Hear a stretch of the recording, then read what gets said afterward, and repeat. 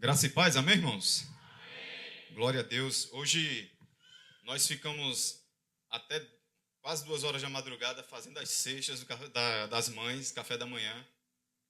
E de 5h40 a gente já estava entregando as cestas. Hoje foi um dia assim bem movimentado. E graças a Deus deu certo, né? As pessoas que receberam, eu acredito que com certeza gostaram, em nome de Jesus.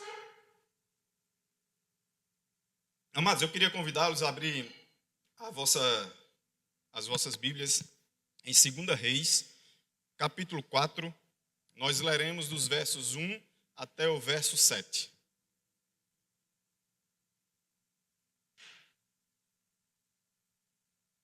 Lá no Velho Testamento, depois dos livros de Samuel, 2 Reis, capítulo 4, dos versos 1 até o verso 7.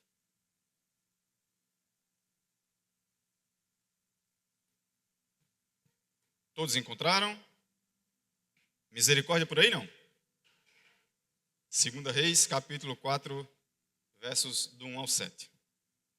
Eu vou ler, você me acompanha. A minha versão, ela diz assim: Certo dia, a mulher de um dos discípulos dos profetas foi falar a Eliseu: Teu servo, meu marido, morreu, e tu sabes que ele temia o Senhor. Mas agora veio um credor que está querendo levar meus 2 filhos como escravos. Eliseu perguntou-lhe: Como posso ajudá-la? Diga-me o que você tem em casa. E ela respondeu: A tua serva não tem nada além de uma vasilha de azeite. Então disse Eliseu: Vá pedir emprestadas vasilhas a todos os seus vizinhos, mas peça muitas. Depois entre na sua casa com seus filhos e feche a porta. Derrame daquele azeite em toda a casa, em cada vasilha, e vá separando as que você for enchendo. Depois disso, ela foi embora, fechou-se em casa com seus filhos e começou a encher as vasilhas que eles lhes traziam. Quando todas as vasilhas estavam cheias, ela disse a um dos seus filhos: Traga-me mais. Mas ele respondeu: Já acabaram. Então o azeite parou de correr. Ela foi e contou tudo ao homem de Deus, que lhe disse: Vá, venda o azeite e pague suas dívidas, e você e seus filhos ainda poderão viver do que sobrar. Curva sua cabeça em nome de Jesus. Deus, estamos nesse momento, ó Pai, para ministrar a Tua palavra e pedimos a Tua bênção, a Tua graça, para que o Senhor Deus possa falar com Tua igreja, Deus, aquilo que o Senhor já ministrou no meu coração. Que sejam, Deus, palavras de renovo, palavras, ó Deus, que nos impulsionem a vivermos o Teu evangelho, Senhor, de forma pura, para a glória do Teu santo nome, em nome de Jesus. Amados, eu venho propor nessa noite falar sobre o tema Uma viúva e mãe movida pela fé e obediência. E nesse Dia das Mães, a gente não poderia deixar de mencionar, como já foi lido o texto aqui pelo Mateus, mas nesse momento do sermão nós também não poderíamos deixar de tocar nesse assunto do Dia das Mães. E existe um dito popular que diz que quando nasce um bebê, nasce também uma mãe. A mãe, ela aprende de forma divina como amar os seus filhos, e esse amor muitas vezes ele é incompreendido porque não se pede nada em troca. O homem, por sua vez, ele é movido pelo racional. Ele é muito a razão. Ele educa seus filhos da maneira que ele já prepara seus filhos na educação para o futuro. A mãe, ela muitas vezes, ela se envolve com seus filhos num cuidado que nós não conseguimos e nem conseguiremos compreender que forma é esse amor. E esse amor muitas vezes vence grandes desafios, vence enormes batalhas e dificuldades em prol do amor que ela dedica ao seu próprio filho. E as mães que a Bíblia relata, de fato, são exemplos para nós em nossos dias e aplicarmos várias lições nas nossas vidas. Nós podemos ver Ana, a mãe de Samuel, que ela alcançou a misericórdia divina. Ela era estéril e depois de tanto ela pedir intervenção de Deus, um milagre para a sua vida, Deus, ele de fato concede esse milagre para ela. E ali ela dedica o seu filho ao sacerdócio, deixando totalmente para que Deus use-o no seu ministério. Nós também podemos ver Maria, mãe de Jesus, que nos ensina uma vida piedosa e também por alguém que se dispôs a viver os desígnios de Deus. Quando os anjos aparecem a ela, ela diz que poderia se cumprir nela aquilo que o próprio Deus determinou. Então nós vemos uma mulher que, apesar de pouca idade, ela já vivia em adoração a Deus e se dispôs a que Deus pudesse cumprir em sua vida aquilo que ele já havia determinado lá em Gênesis. Então essas mães viveram pela fé em um tempo que muita mulher de fato era discriminada. Hoje nós podemos ver sim mulheres que são discriminadas por tantos, entre aspas, motivos que não são motivos, mas nesse contexto bíblico nós podemos ver mulheres que eram discriminadas, abandonadas, que não tinham valor para a sociedade, mas mesmo com essas dificuldades, elas foram mulheres que nos trazem exemplo para as nossas vidas, para os nossos dia a dia. Então elas romperam essas dificuldades porque elas tinham certeza que Deus estava com ela para vencer. E muitas situações, como essas duas mulheres que eu acabei de citar, mudaram a história da humanidade, mudaram a história do povo de Israel, por pessoas que se dedicavam para o caminho do Senhor. No caso das viúvas, que foi o texto que nós lemos, elas enfrentavam dificuldades extremas. Elas dependiam financeiramente dos seus maridos e sem um provedor, muitas vezes, elas ficavam vulneráveis, porque elas praticamente ficavam sem o seu provedor de fato e elas poderiam viver à margem da sociedade por serem desvalorizadas. E sem esse provedor, muitas vezes elas eram escravizadas ou seus próprios filhos, como nós acabamos de ler, iremos falar mais sobre isso.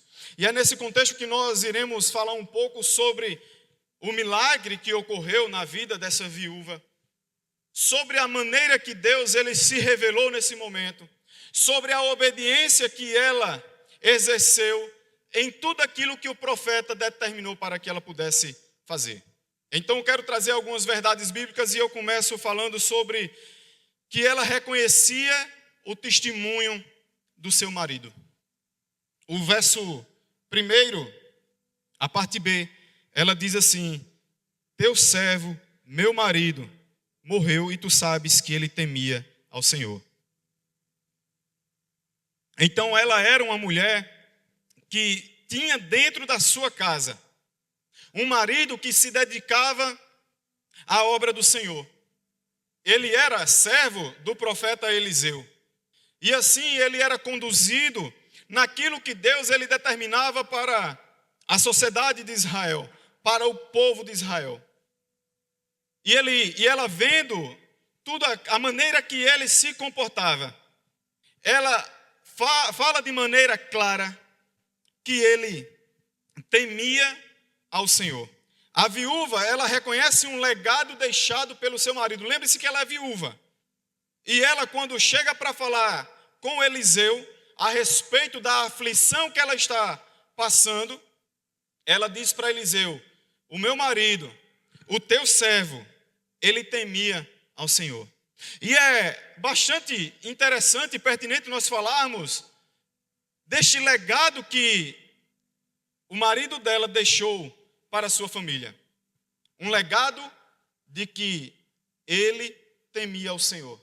Um legado de que nós devemos temer ao Senhor. Ele dá testemunho, ou ela dá testemunho, de que a vida do seu marido foi de fidelidade e obediência ao Senhor. E queridos, quando nós tocamos nesse assunto, nós precisamos trazer a reflexão, apesar de estarmos falando de uma viúva, para os homens, para os maridos, os esposos. Qual é o legado que você e eu estamos construindo para deixar para os nossos filhos? Nós podemos ver de maneira geral que muitos esposos têm deixado um legado que não é muito bom. Um legado de ignorância, um legado de brutalidade, um legado de que é alguém que não teme a Deus. E isso é algo que está presente em nosso meio. Então nós precisamos, homens, esposos, homens a quem Deus escolheu para dar uma família sobre a sua responsabilidade, ou sob a sua responsabilidade. Deixarmos um legado de temor ao Senhor. Deixarmos um legado onde inspiramos as nossas esposas e os nossos filhos a servirem ao Deus único e verdadeiro. Parece que nós podemos enxergar, e isso é muito notório, que muitos homens enfrentam um casamento de competitividade, querendo ser melhores do que suas esposas.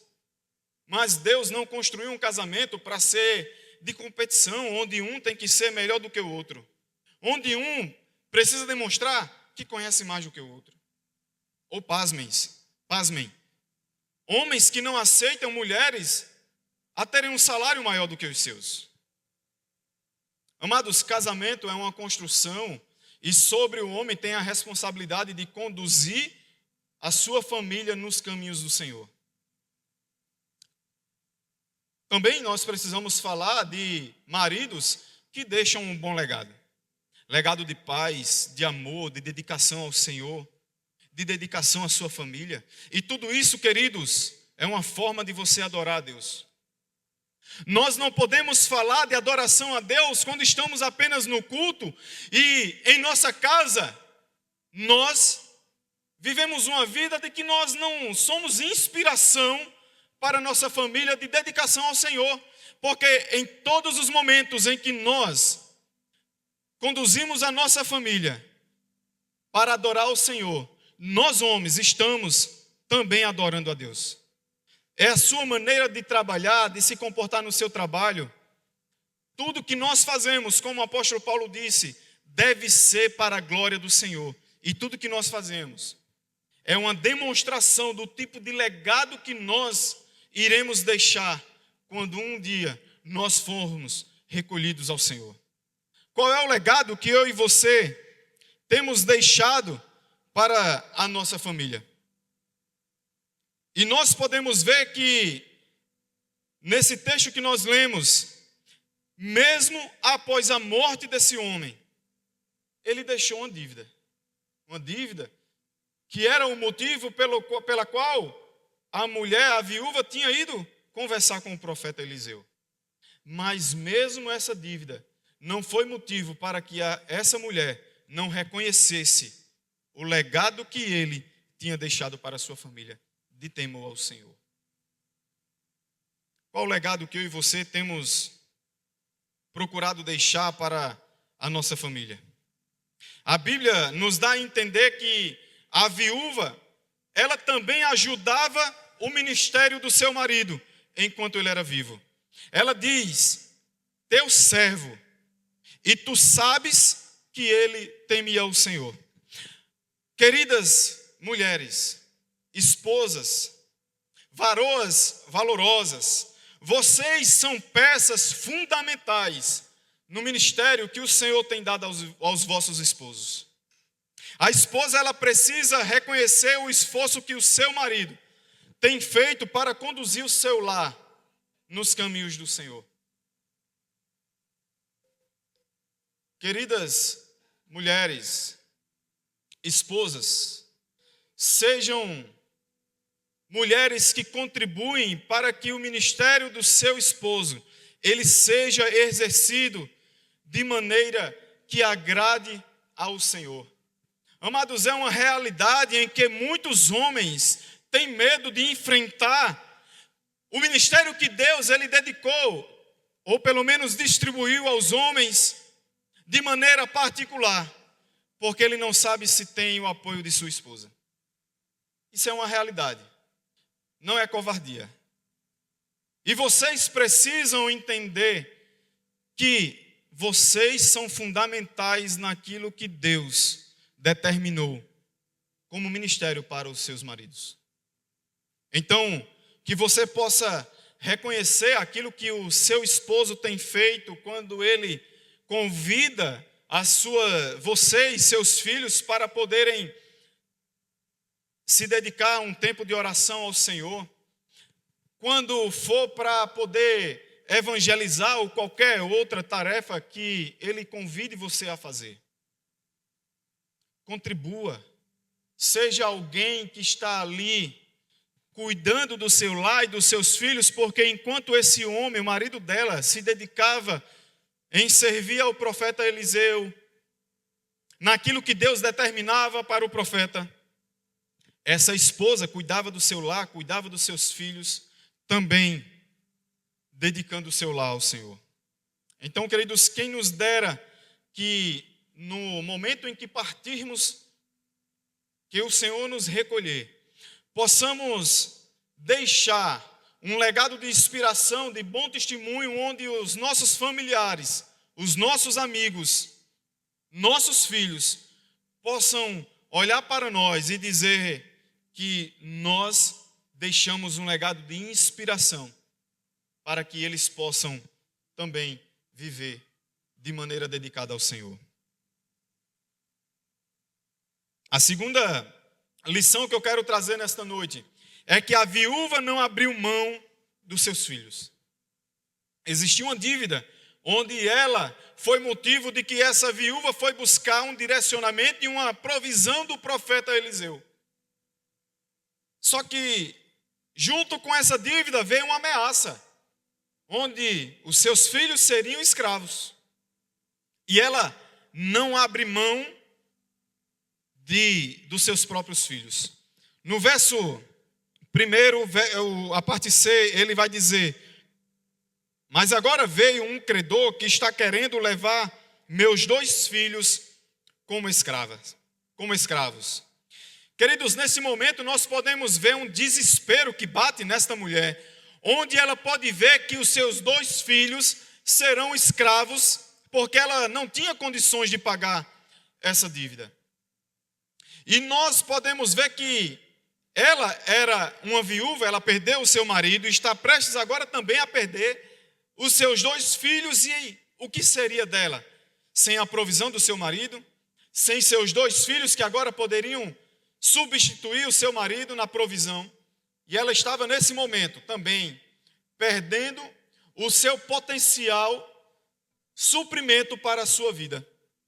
E na lei israelita, ela era muito clara quando dizia que quando alguém não poderia pagar a dívida empenhada, os seus filhos se tornariam escravos por 7 anos para que eles pudessem pagar a dívida que tinha sido deixada. A viúva, então, ela nos ensina uma grande lição de amor e cuidado para com seus filhos. Ela está prestes a ver seus 2 filhos a se tornarem escravos. Queridos, quando nós podemos ver em nossos dias, quando nossos filhos são convocados para servir o exército, e nós enxergamos aquilo como algo muito bom, porque servir a pátria é algo que enche o coração, pelo menos da maioria da nação.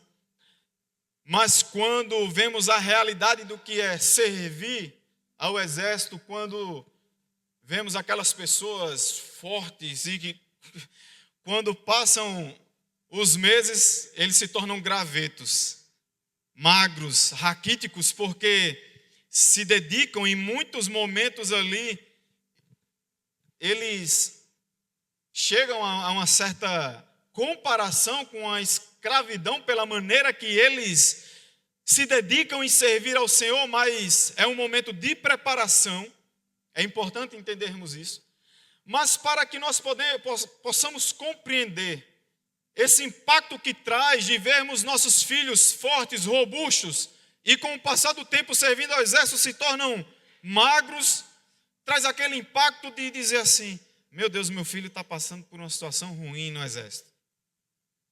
E nesse momento, com a viúva, ela está enxergando que seus 2 filhos agora serão escravos, literalmente. Escravos que agora não serão mais donos de suas próprias vidas.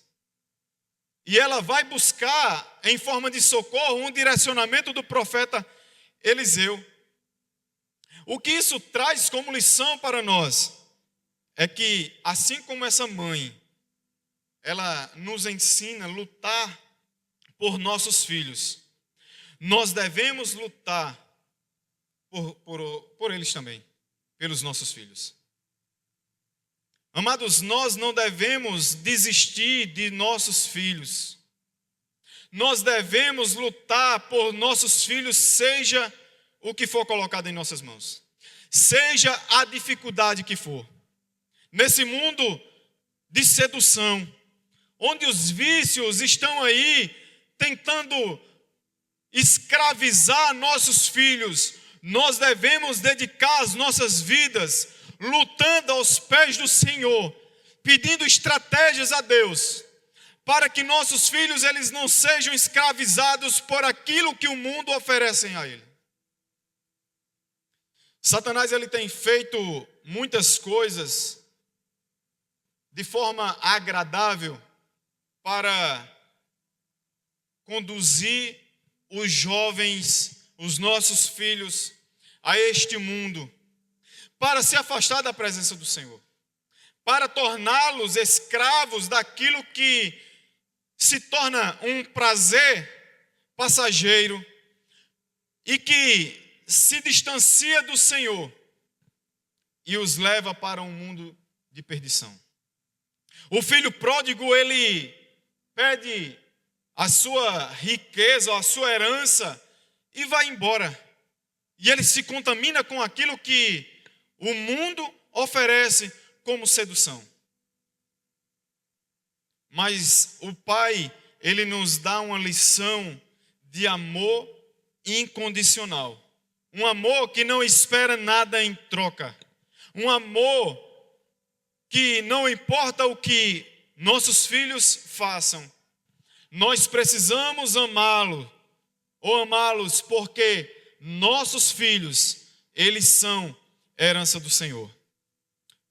Amados, lute por sua família, lute por seus filhos, peça força a Deus, porque sem dúvida Ele te dará uma solução, para que você permaneça firme, lutando por seus filhos, porque entendemos que nossos filhos, eles são herança do Senhor, para continuar o legado que nós deixaremos para Ele. E o legado que nós iremos deixar para a glória do Senhor é um legado de temor, é um legado de honra ao Senhor, é um legado de saquearmos esse inferno, levando a palavra do Senhor, fazendo com que a evangelização ela chegue às pessoas que precisam ouvir o Senhor.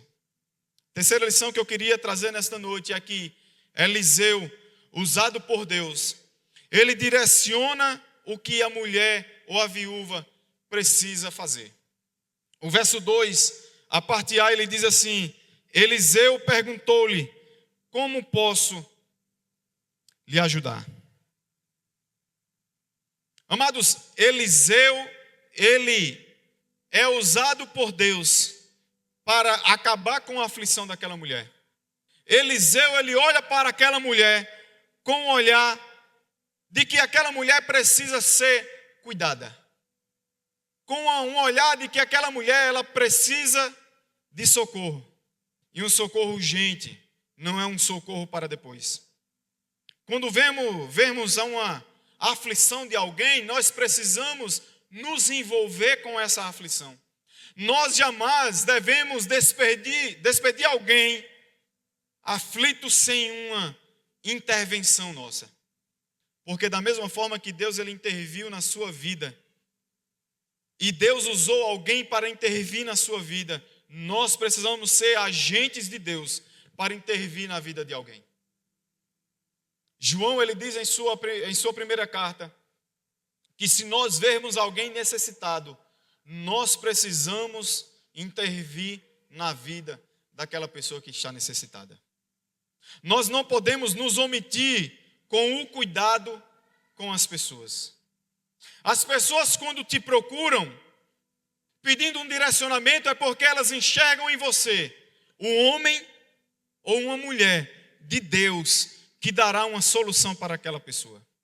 E a solução, queridos, necessariamente não é financeira, porque isso é muito enraizado na nossa mente de achar que as pessoas só não procuram quando estão precisando de algo financeiro. Mas muitas vezes as pessoas estão precisando apenas de uma palavra de consolo. Elas estão precisando apenas desabafar.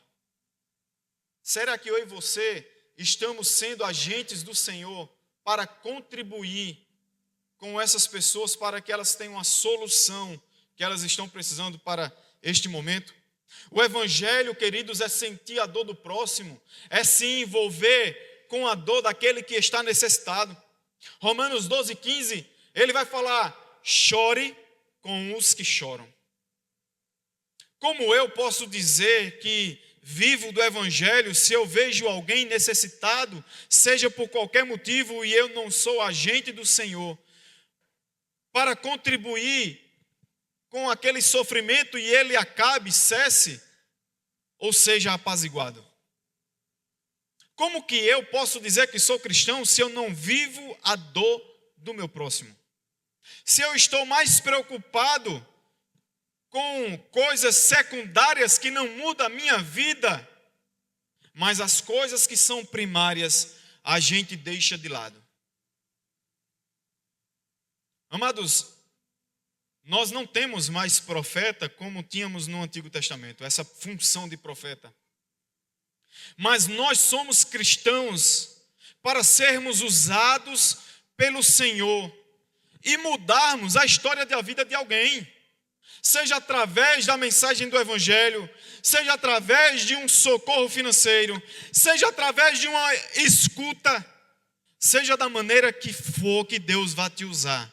Seja um agente do Senhor, para que aquela pessoa, ela encontre o socorro da parte de Deus, através da sua vida. Jesus, ele sentiu a dor das pessoas. Ele multiplicou os pães e os peixes, porque ele sentiu compaixão da multidão. Ou seja, em outras palavras, Jesus, ele se importava com aquelas pessoas que estavam necessitadas.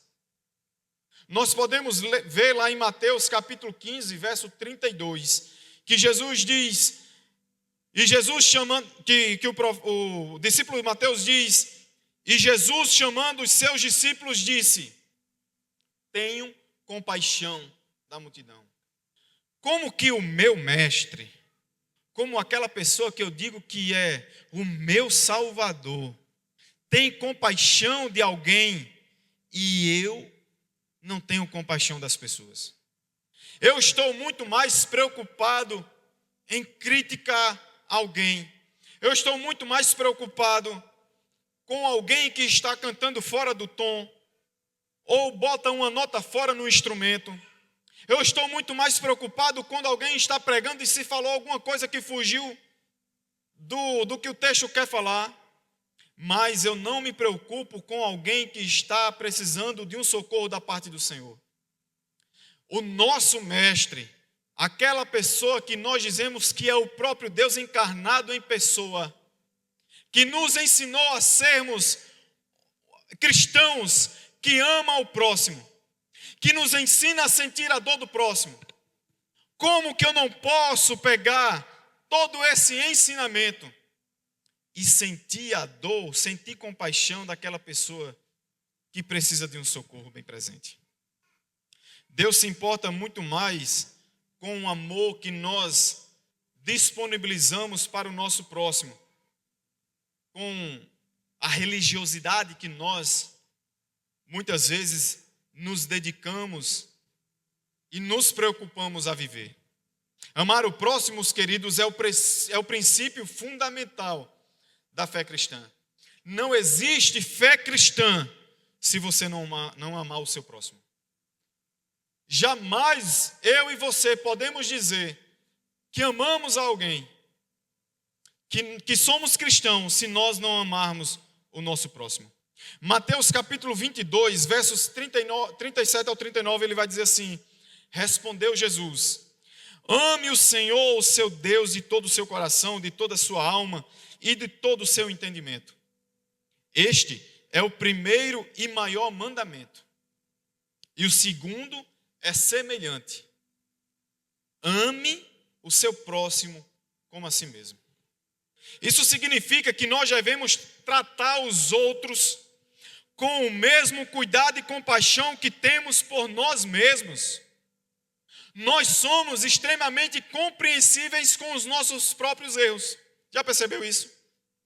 Que nós somos misericordiosos com os nossos próprios pecados. Mas quando se trata do pecado do próximo, nós somos aquelas pessoas que atacamos a primeira pedra.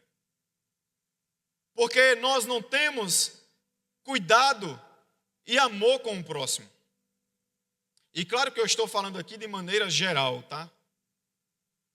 Nós estamos mais preocupados em saber se fulano está errando do que propriamente olhar para dentro de si e ver se tem algum pecado em nós. E Davi, ele fala claramente sobre isso quando ele diz: Senhor, olha para dentro de mim, esquadrinha se tem algum pecado dentro de mim. Amados, olhar para dentro de si é fazer uma autorreflexão para saber se estamos de acordo com aquilo que o Senhor determinou para que nós sejamos. E a mesma misericórdia que eu e você usamos conosco, nós devemos usar para com aquelas pessoas que são os nossos próximos. E eu sempre falo isso, que os nossos próximos necessariamente não são os nossos familiares, esposa, esposo, filhos, pai, mãe, família. O próximo pode ser aquela pessoa que você menos tem aproximação, que você tem uma birra, que você tem algum assunto mal resolvido. Hernandes Dias Lopes, ele diz que nós não temos a nossa oração atendida nem ouvida por Deus se nós tivermos algo contra nosso irmão. Se nós não perdoarmos os nossos irmãos, não adianta eu e você orarmos, porque Deus não escutará a nossa oração. E aí você pode me perguntar: então quer dizer que Deus rejeita a oração? Rejeita sim. Se você olhar para o texto de Jeremias, quando Jeremias está indo orar pelo povo, aí Deus fala para Jeremias: nem comece a orar, porque eu não vou escutar a sua oração, porque o povo está distante de mim. O povo está em pecado. Então nem comece a orar.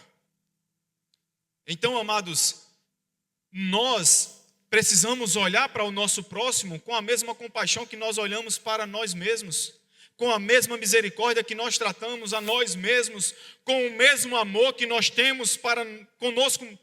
É isso que a gente precisa fazer. A mulher, quando procura o profeta Eliseu, ela está à procura de um socorro, porque ela está aflita. Ela está vendo que os seus filhos serão agora escravos, porque ela não tem condições de pagar aquela dívida. E o profeta Eliseu, direcionado por Deus, ele começa a falar para aquela mulher a maneira que ela deveria exercer para alcançar o seu milagre. E da mesma forma que o profeta Eliseu, ele foi usado por Deus, seja usado por Deus também para abençoar outras pessoas. Como eu falei, não necessariamente de forma financeira, mas de qualquer outra forma que Deus direcionar o seu coração. Faça aquilo que Deus direcionar, aquilo que Deus colocar no seu coração. Não tenha medo de ser direcionado por Deus. Seja ousado pelo Espírito Santo, porque através de você Deus abençoará outras pessoas. assim como foi com o profeta. Amados, a quarta verdade que eu gostaria de trazer é que a viúva, ela tinha uma relação boa com os seus vizinhos. O verso 3, ele diz assim: então disse Eliseu, vá pedir emprestadas vasilhas a todos os seus vizinhos, mas peça muitas. Amados, o texto ele vem nos falar que ela foi ajudada por seus vizinhos, e não com poucas vasilhas, inúmeras vasilhas, muitas vasilhas. Agora eu te faço uma pergunta. Se ela tivesse uma relação ruim ou uma má relação com seus vizinhos, será que essas vasilhas ela teria, na hora que ela fosse derramar o azeite? Óbvio que não. Essa lição que nos traz é que nós precisamos manter uma boa relação com a nossa vizinhança, porque o Evangelho nos ensina que nós precisamos, como eu já falei, amar o nosso próximo.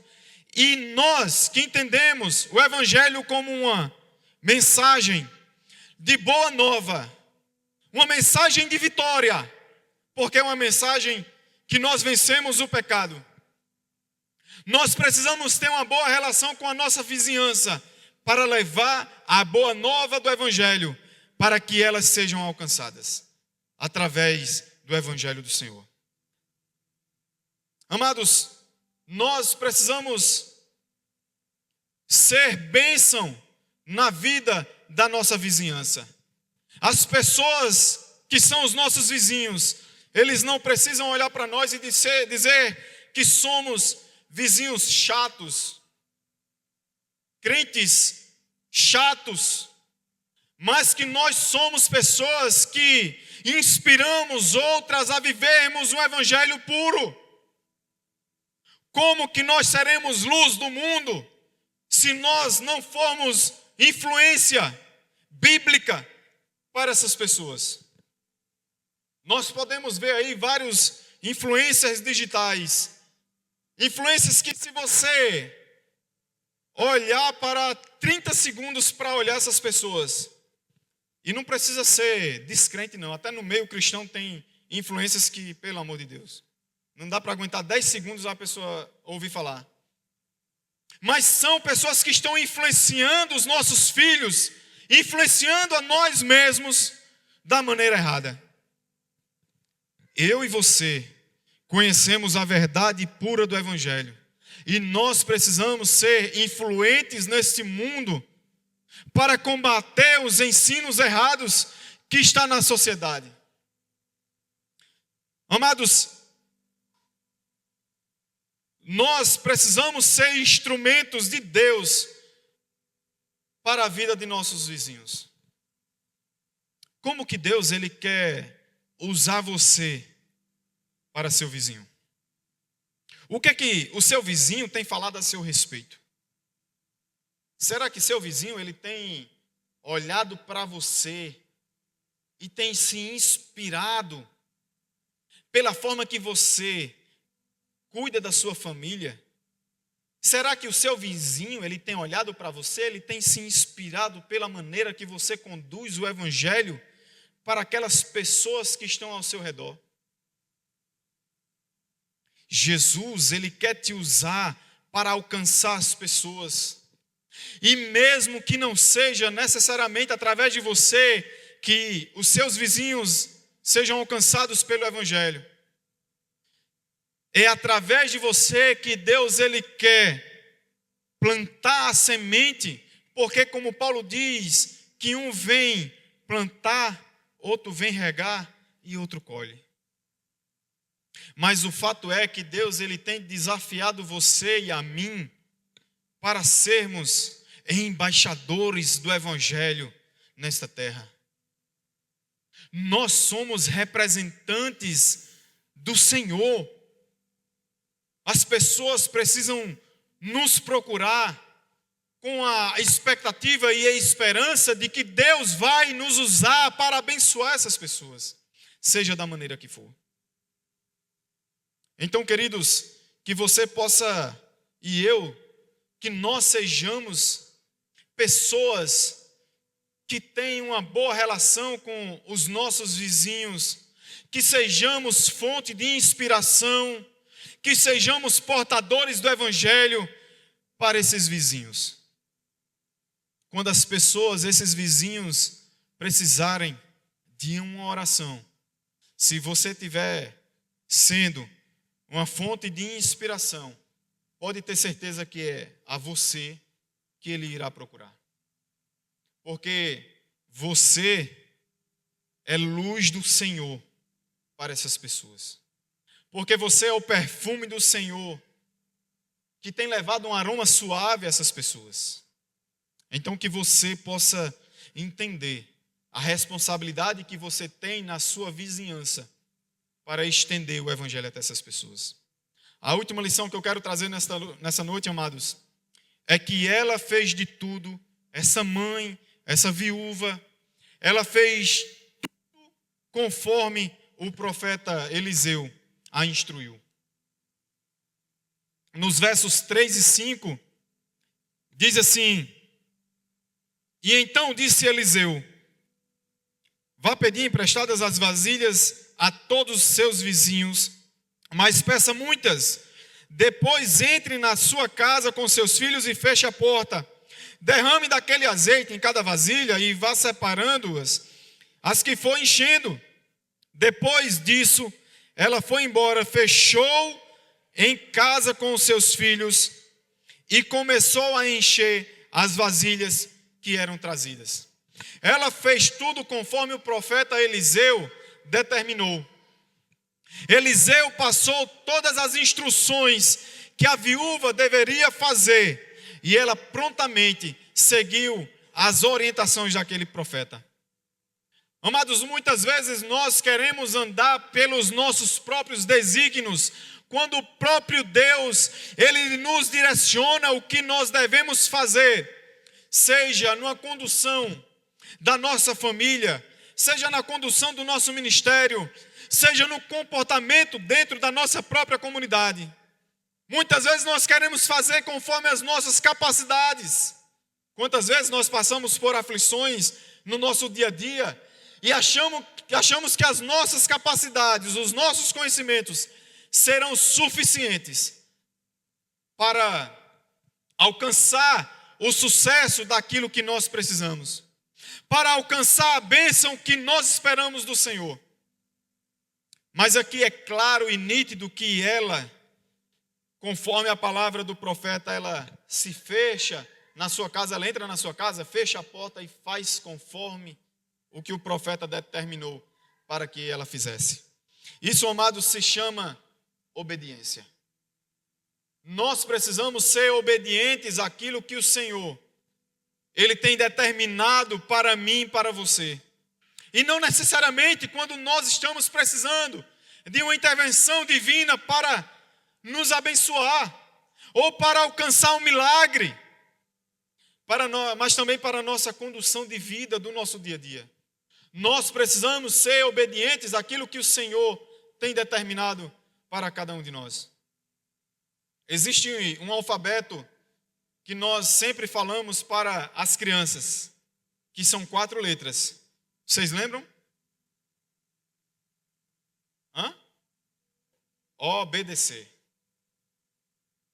Isso muitas vezes é extremamente difícil para mim e para você, porque nós somos em nossa mente conhecedores, somos capacitados e a nossa competência irá fazer com que conseguiremos muito sucesso na nossa empreitada ou quando estamos passando por aflições nas nossas vidas. Nós, em nossos conhecimentos, vamos fazer algo que irá alcançar a bênção que nós precisamos e pedimos ao Senhor.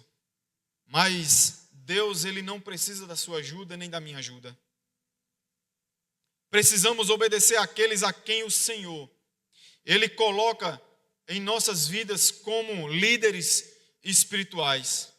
Eliseu, nesse momento, ele tem a incumbência de ser profeta daquela nação. E ele determina o que essa mulher precisaria fazer para que ela pudesse alcançar o milagre que ela precisava. E ela prontamente faz o que o líder espiritual determina para ela. Isso nos traz uma lição de que muitas vezes nós estamos mais preocupados em indagar o direcionamento bíblico que os nossos líderes espirituais têm nos direcionado para fazermos, porque o nosso entendimento, na nossa compreensão, é mais digno e é mais assertivo do que propriamente aquilo que Deus está direcionando para o seu líder espiritual. Amados, hoje em dia, nós mais debatemos e trazemos a polêmica do que propriamente obedecemos aquilo que precisamos fazer. Essa mulher, ela nos ensina de que até para que eu possa alcançar um milagre na minha vida, eu preciso ser obediente até o fim. Sem fazer nada além daquilo que Deus ele determinou para mim e para você, mas apenas fazer o desígnio que o Senhor ele determinou para que nós possamos alcançar a bênção ou o milagre que nós desejamos. Jesus, como nosso maior exemplo de obediência, a Bíblia fala que ele foi obediente até o fim para ter uma morte e a morte de cruz. Jesus, ele estava aflito, sabendo que ele iria passar, o sofrimento que ele estava a enfrentar naquela morte de cruz. Amados, a morte que Jesus enfrenta lá naquela cruz, cientificamente é uma morte que é humanamente impossível alguém de pronto enfrentar aquela situação. Jesus ele sofreu inúmeras paradas cardíacas. Jesus ele teve convulsões. Jesus ele perdeu o seu sangue. Amados, mesmo assim Jesus ele foi obediente para operar um milagre nas nossas vidas, que é um milagre da salvação eterna. É um milagre onde ele tira o pecado que estava sobre as nossas vidas para nos dar a salvação eterna. Jesus ele foi obediente, cumprindo todas as promessas que havia desde Gênesis, passando por todos os profetas, até chegar à consumação. E nas suas últimas palavras ele fala: está tudo consumado. O que Deus ele tem falado para você? Faça, cumpra, não questione, se feche e faça exatamente aquilo que Deus determinou, porque o milagre ele estará à sua porta para que você possa alcançar. Essa mulher ela nos ensina a ser obediente em todos os momentos sem questionar. O que ele pergunta para ela? O que você tem em casa? Eu tenho um azeite. E ele diz: olha, vai lá, peça inúmeras vasilhas a seus vizinhos. E ele fala: peça muitas. É coisa de louco. Ela tem apenas um azeite. E o que se fará com esse azeite? E aquelas inúmeras vasilhas? Mas ela vai cumprir exatamente o que o profeta determinou para que ela fizesse. Ela não questiona e ainda diz para os seus filhos: vamos lá pedir as vasilhas. Eles recebem inúmeras vasilhas, muitas vasilhas. E ela pega a primeira e derrama na segunda, na terceira, na 10ª. A Bíblia não fala exatamente o número de vasilhas, mas fala que são muitas vasilhas. E ela diz: traz mais vasilhas. E o filho dela fala: não tem mais, acabou. E aí o azeite acaba, milagrosamente acaba. E ela vê exatamente o que o profeta tinha dito para ela. Ela vê uma intervenção divina, porque ela não estava questionando aquilo que o profeta mandou ela fazer. O que Deus mandou você fazer, queridos, faça. Não questione se tem sido coisa humanamente impossível, mas faça. Porque o milagre não é responsabilidade sua nem minha, mas é uma intervenção de Deus que Ele faz no momento e quando Ele quer. Amados, para finalizar, eu quero trazer algumas aplicações desse texto. É que você, pai e mãe, qual é o legado que você e eu temos e iremos deixar para a nossa família? As pessoas poderão falar coisas boas a seu respeito ou não? O que é que você deixará para aquelas pessoas que você tanto ama como ensino da parte do Senhor? Você tem lutado por sua família? Você tem não olhado para aquilo que tem ficado na sua frente como aflição, como luta, mas você tem lutado por sua família porque foi Deus que colocou em suas mãos? Nós temos sido bênçãos na vida de nossos vizinhos, ou esses vizinhos têm olhado para nós e têm nos repudiado, têm buscado distância de nós, ou nós temos sido pessoas que inspiram as pessoas a buscarem a Deus. E por último, amados, nós temos obedecido a Deus ou procurado fazer conforme as nossas próprias capacidades.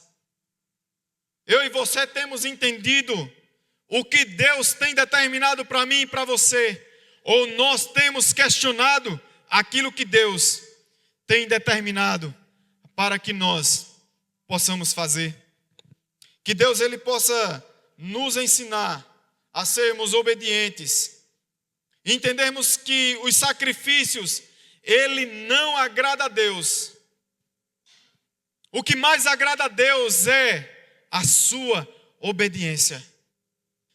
Todos os milagres que Jesus fez, Jesus sempre fala: homens de pequena fé, porque eles estavam questionando.